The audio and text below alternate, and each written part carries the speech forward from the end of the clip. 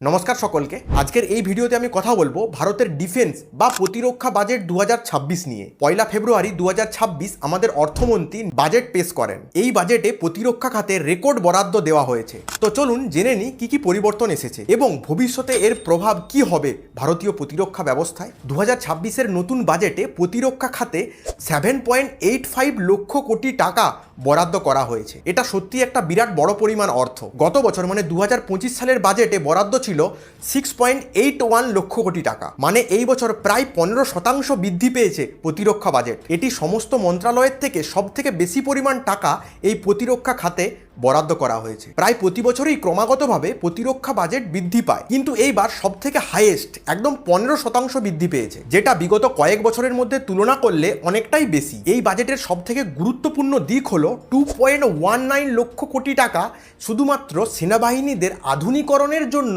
বরাদ্দ করা হয়েছে।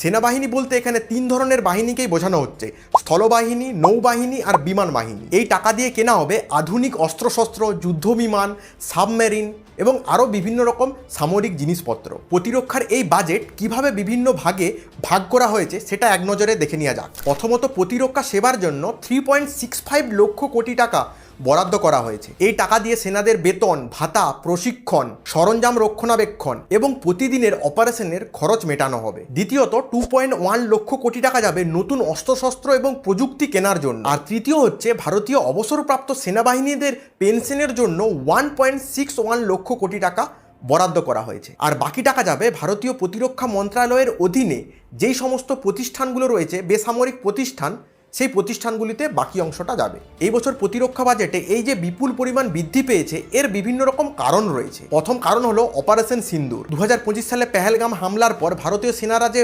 পাল্টা জবাব দিয়েছিল, সেই অপারেশনে দেখা গেছে যে আধুনিক অস্ত্রশস্ত্র এবং প্রযুক্তির কতটা প্রয়োজন। তারপর ভূ রাজনৈতিক চাপ, চীনের সাথে সীমান্ত নিয়ে তো উত্তেজনা লেগেই চলেছে, অন্যদিকে পাকিস্তান তো রয়েইছে, আবার এই আমাদের বাংলাদেশও নতুনভাবে অ্যাড হচ্ছে। এই সব কিছু বিবেচনা করে প্রতিরক্ষা খাতে কিন্তু এই বছর জোর দেওয়া হয়েছে। এইবার দেখা যাক এই বিপুল পরিমাণ বাজেটের টাকা দিয়ে কি কেনা হবে। ফ্রান্স থেকে আরও রাফাল যুদ্ধবিমান কেনার জন্য চুক্তি স্বাক্ষর হয়েছে।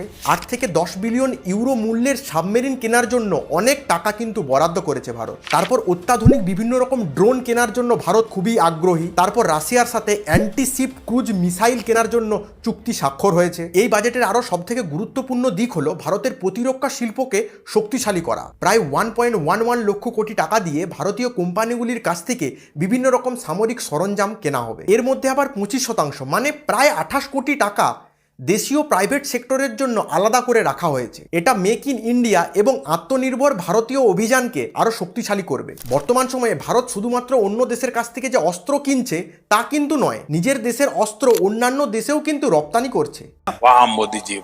ভারতের লক্ষ্য 2028-29-এর মধ্যে প্রায় 50,000 কোটি টাকার প্রতিরক্ষা সামগ্রী বিভিন্ন দেশকে রপ্তানি করা। ইতিমধ্যে ভারত কিন্তু বিভিন্ন দেশে রাডার, যুদ্ধবিমান, মিসাইল আরও অন্যান্য সামরিক সরঞ্জাম কিন্তু রপ্তানি করেছে। এইবারের বাজেটে কিন্তু বিমানের বিভিন্ন রকম পার্টস এবং বিমান রিপেয়ারিং বিভিন্ন সামগ্রীর ওপর কাস্টমস ডিউটি ছাড় দেওয়া হয়েছে। এটি দেশীয় বিমান শিল্প এবং বিমান রক্ষণাবেক্ষণকে আরও সাশ্রয় করবে। উপকূল রক্ষায় ভারতীয় কোস্টগার্ডের ভূমিকা কিন্তু অপরিসীম। তাদের জন্য বরাদ্দ করা হয়েছে যা গত বছরের তুলনায় 26% বেশি। এই টাকা দিয়ে নতুন জাহাজ এবং বিভিন্ন ধরনের বোট কেনা হবে।